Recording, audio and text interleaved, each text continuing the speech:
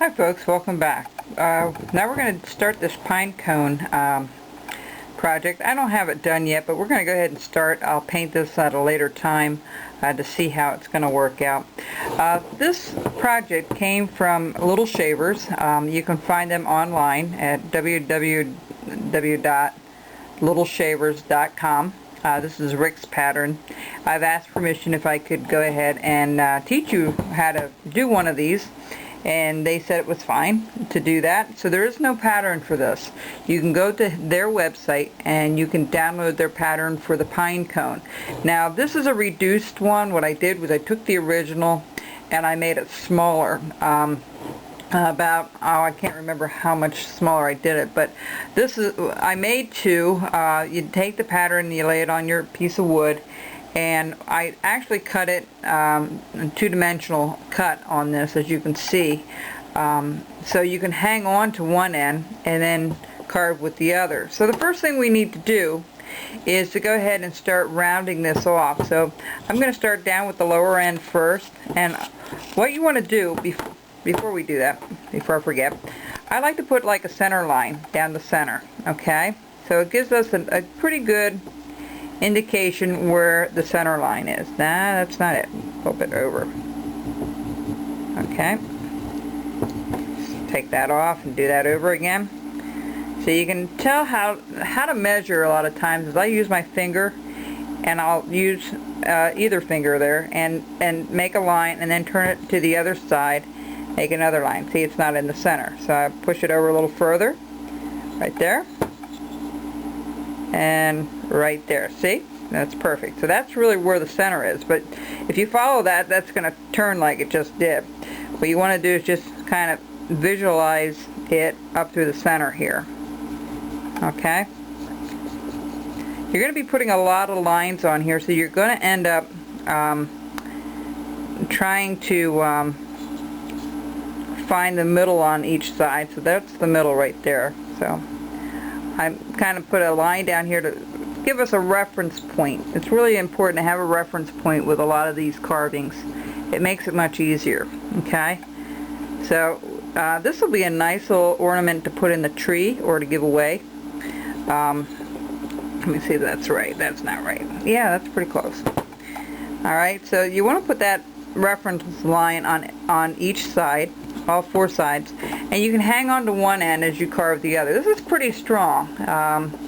You won't be able to really snap that off, but you want to put your carver's glove on, because if you look at this, it's a lot like chip carving, okay? And on Rick's pattern, he has like this fake snow over the top and then the brown pine cone coming out from the bottom. I'm going to do a little bit differently. I'm just going to put this wavy thing here, and I'm going to paint this white, not use that spray stuff. Paint this white and then round this off and put a little eye screw at the top that you can hang it in a tree. So that's what I'm going to do. Now this one here, I was experimenting with a couple of things, and I'm really going to finish this one off here because I like how the pattern went on this a little bit better. So what we want to do is we want to make our reference point, and then what we're going to do is we're going to round it. Okay, it's going to take a lot of eye. You're going to have to really eye it up pretty good. Once you get all those on, you're going to take your knife and you're just going to start cutting away. Okay, just start rounding things off. I start at the bottom here and just kind of round it off, and then go to the next section and round it off. There's not going to be any sanding with this, you know, a lot of it's all knife. I think the reason, from what I understand when Rick made this pattern or this idea, it was to teach you how to handle your knife. See how I'm doing the pivot motion here with my knife? That's exactly what you want to do. So it's a really nice little project to get used to your knife, and, you know, and how to eye it up. See, I'm starting to eye it up a little bit, and then we'll go to the next corner.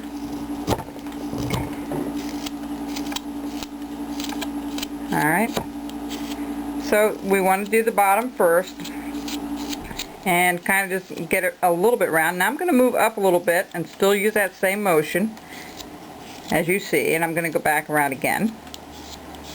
Alright.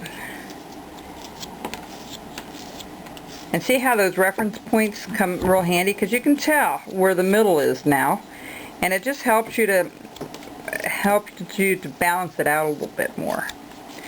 Alright, so that's really all those reference lines are for. We'll get rid of them after a while, and so we're gonna, I don't want it looking blocky, you know. So okay, that's how we have it so far. Now I'm going to turn the knife the other way, put your thumb guard on, and I'm going to go the other way. Alright?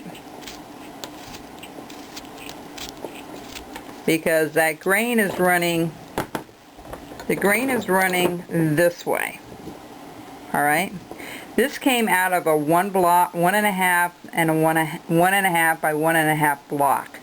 So, you know, it's kind of nice to be able to hang on to one end. I thought it was really smart of Rick to do that. It worked out really well. So if you want to find, I have his website listed on my blog, so if you're interested and you don't remember, you can go to my blog and find his link there under wood carving and cool stuff. Okay, it's right in the right hand side, right underneath the followers and the Twitter. It's right underneath that. So if you're going to be hunting for anything, also it has some other neat sites you can get into as well. Alright, so I'm going to turn this the other way again, and we're going to go the other way. There we go. I'm taking a little bit more off. If you're a new carver, you may just want to take little slivers off. See how you just turn that around? Because I can feel it's not going to be right. And I really prefer to carve this way than this way. It's just my preference in carving. Alright. And so what we're going to do is we're going to just start chopping this up a little bit more at the top. Get it rounded. And we'll be back. I'll have this rounded here, and then I'll show you what to do at the top. Alright, I'll be right back.